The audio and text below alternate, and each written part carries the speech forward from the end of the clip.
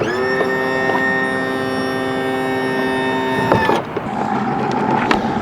morning, guys. Welcome to another beautiful sunny morning from Texas. I got my sun hoodie on. I'm official today, but this makes me sad right here, this orange boom. Maybe some of you will remember the video. The coolest fish catch I've ever captured on film happened right over there. Oh my God, come on. Happened right on that bridge. I caught like an 8 or so pound fish on a musky topwater bait. I'm hoping I have very similar dumb luck today, but unfortunately I can't fish any of this northern end of the lake because of that orange boom. The boat ramp is completely filled. It was a full moon last night. It's gonna be 75 and sunny today with very little wind.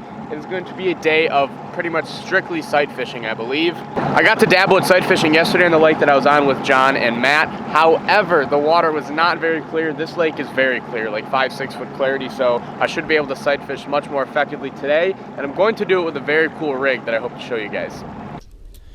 To start off, I'm gonna throw a little search bait, just a swim bait. And the whole time I'm gonna be looking on the shoreline for beds, and I think I see one already. Not sure though. That didn't take long at all. Okay, well, literally the first spot I stopped at, there was a bed on it. Like I was saying, I'm just gonna cover water right on the edge of this hay grass or whatever you call this vegetation, throwing this swim bait and looking for fish on beds. That was probably just like a little 1 pound male.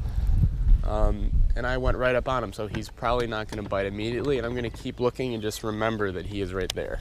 Originally I was gonna throw that finesse worm for him, but they're in such deep water, 5-6 feet, that's not gonna be extremely effective, especially with all this cover. Gonna try a jig, put some pink or white on it just so I can see it. Wow, this looks really dumb, but that doesn't matter. Got him. Okay, well, that's not the female. Not the female at all. That's the male. Okay, little bed fishing trick. He's getting prisoner for 2 minutes.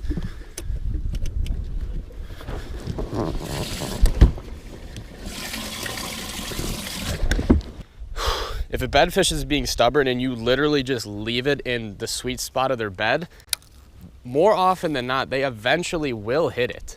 My jig and fluke was sitting in the bed for 10 minutes straight until it finally ate it. The reason I put it in the box is that I did see a giant female on this bed along with that male. The male is usually the primary guarder of the bed, but when you take the male away, oftentimes a female, if it's still around, it could protect the nest, it could just run away. You never know, but a lot of times if you bring that male away, the female gets really defensive. Before we move on, we're gonna let our little male go back and do his thing. Oh no. This hay grass is not a good place to be with a trolling motor. Bed fishing is not my favorite way to fish in the slightest bit, but it really is nerve-wracking when there's a big fish on a bed. It just becomes an ultimate battle of you versus the fish.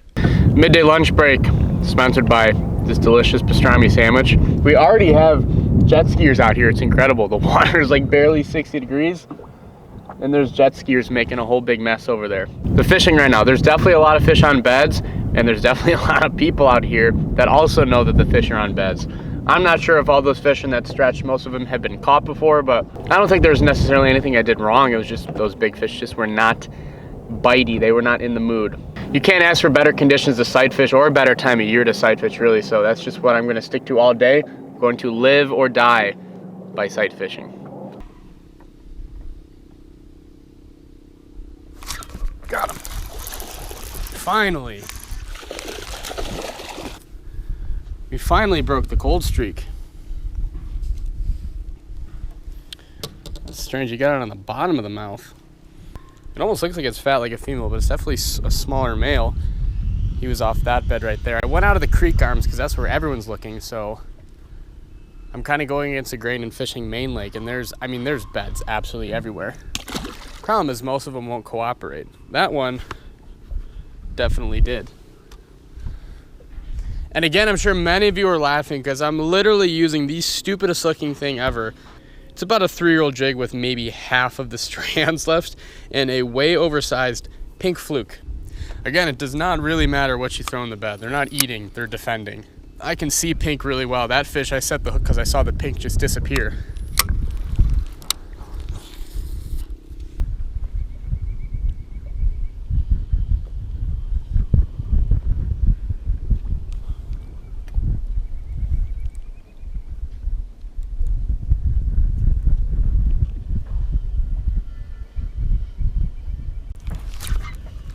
That's a nice one. I did not even see that bed. Okay. That fish hit it really hard. Come here. Ugh, okay. It's a lot nicer of a male. The reason I was fan casting this point is I was going by it pretty quick again. I'm just on the main lake, staying with that pattern. And I was going by and I saw one of those mega giant females again. Couldn't tell exactly where it was though because there's just a solid band of sand. So I was just kind of fan casting this jig in there and that fish did not want it in there.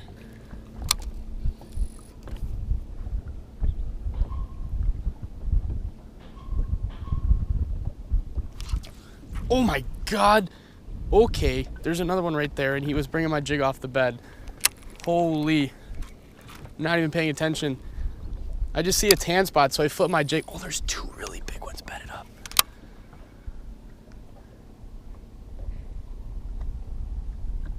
I flipped my jig in there just seeing a sandy spot and was staring at that, not even expecting there to be anything here. I didn't feel that fish bite. He was just bringing it off the bed. Okay, what I'm doing right now, trying to find beds in the main lake, is 10 times more effective. These fish are way more apt to bite. I think everyone is just assuming to go up in the creeks where they're spawning, so those fish up in the creeks are just getting hammered with pressure. These fish are pretty apt to bite. I mean, again, look at how dumb this thing is. Ooh, let's not fall into the water. That wouldn't be good. I'm still shocked at how deep these fish are bedding. I mean, holy shit. Okay. Oh my God. That was the biggest bass I've ever seen. It's right here. But it's so deep I can't. I think these might be beds out here in this deep water.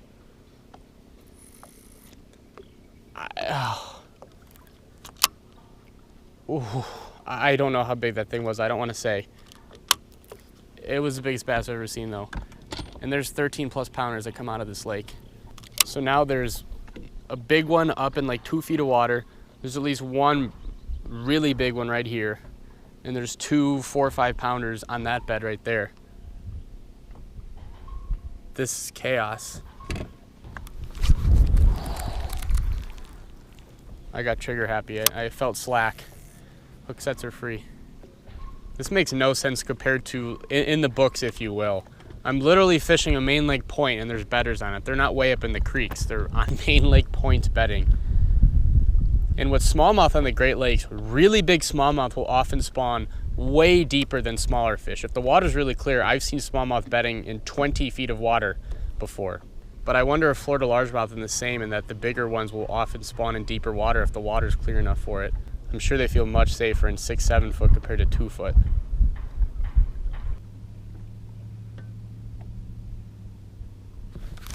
Oh my God, I got smoked. Okay. If I just got hit, that means whatever fish is there is gonna bite. This fish has bit multiple times. I cannot give up on it. But I do think I need to let it sit for 5-10 minutes without my bait on it.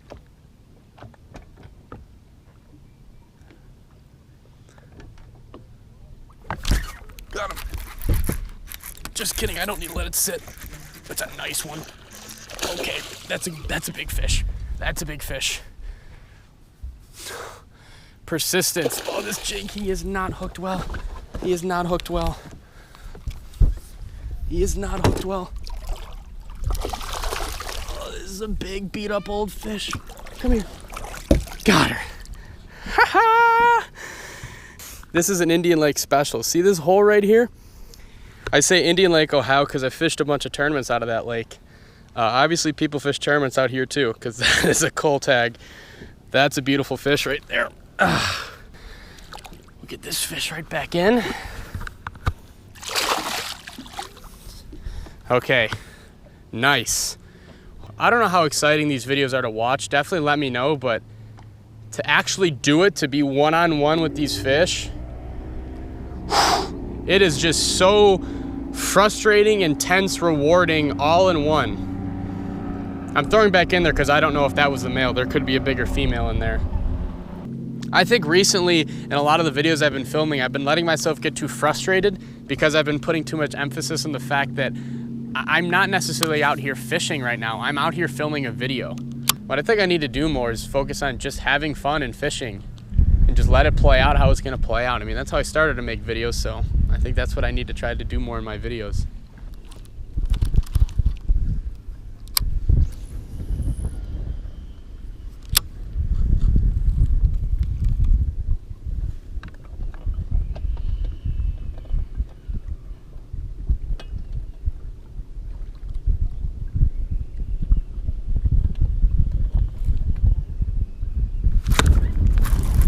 Okay, here's a little one. That female should defend the nest right now.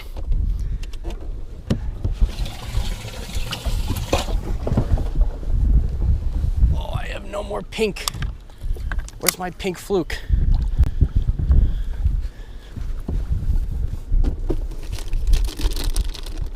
Okay, now that female is either going to ferociously defend the nest or she's gonna freak out and leave because the male is gone. I couldn't see what fish bit. I just felt a really hard thump. If I knew it was the male, I would have just not set the hook.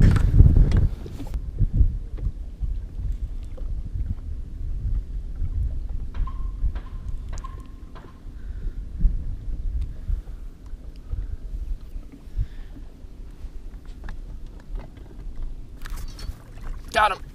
Oh my God, it's a terrible hook set. Terrible. It's big. It's big. Terrible hook set. Oh my God, that's because it's freaking snagged. Damn it. This is not the way I wanted to catch this fish or any bed fish. I mean, you guys saw by the hook set, I just felt something and lifted up. Damn it. This is not the way to catch a bed fish. I can't be proud of this. Wow. It's a giant and I'm not even the slightest bit excited. That sucks. Wow, I feel terrible. That is a huge fish. I would have been so I did not think it was this big, honestly. I thought it was maybe a 6-pounder. I think this is probably close to 7. I'm gonna weigh it just because I'm curious. Here's my big bass that I can be proud of in no way, shape, or form. 3.14 kilograms. Well, this is interesting. I've never held a male and a female like this before. Guys, I'm very sorry for have interrupted your spawning process. Your bed is right there. Please go make more babies. So I just caught 3 really nice fish and saw a giant, but I don't think I have a chance at it because it's so deep. That first fish, its bed is right here, the break in the weeds, and those 2 were bedded up much shallower. This is the deal. I am sticking main lake. Well, we're continuing the pattern of fish. Look at, he ate it already. He's got it in his mouth. I just don't want to set the hook. He finally let it go. I was gonna say we're continuing the narrative of these fish bedding on weird places. This fish does not know bass is supposed to spawn in creek gardens. Look at, he ate it again. He is so aggressive, it's unbelievable. He might have hooked himself this time. There we go. It's not that big. I don't really want to catch that fish. Maybe 1 or 2 pounds. It's so great to be at the point of the day where I pass up on a very willing to eat bedfish. That was not the case this morning at all. It's crazy how many beds are on this lake, honestly. I mean, any shoreline you go, they're bedded up everywhere. Right here, there's 1, 2, 3, 4, 5, 6, and almost all of them have fish on them. This is truly the best day of largemouth bed fishing I've ever had in terms of being able to see fish on beds. I've definitely seen over 100 bass on beds today.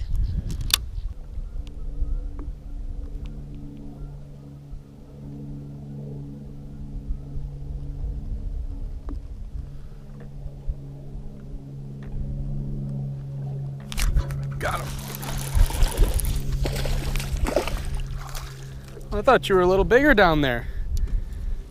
I can't tell. Who's calling me? Is this Josh? Oh, it's John. How big it is. Yo. Yo, dude, got like 5 seconds, about to idle in the back of the creek, but I want to hear some updates. Well, you're on video right now. I just caught a little male. Do you see the picture I sent you? Yeah, how big was she? What was your guess? It's tough for me to tell, man. You're holding like a goon. Well, I'm holding it like a goon because... It's either bigger than I think it is or smaller than I think. Well, it was 7. Oh my gosh. But the reason I was acting like a goon, you see, after I caught it and let it go, I had to pick a scale off of my hook. Uh-oh. Well, still counts, I guess. Can't be proud of that one. All right, we are back at the ramp now. Got the boat all packed up, kinda. After days of running up creeks and breaking limbs, there's so much sticks and dirt and dust, but that's okay, it can be cleaned.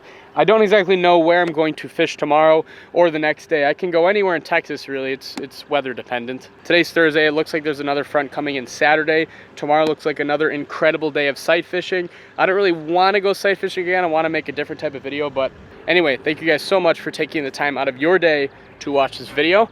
I will see you on the next video from Texas. Hopefully our big bass streak continues and that they're actually caught in a respectable way this time.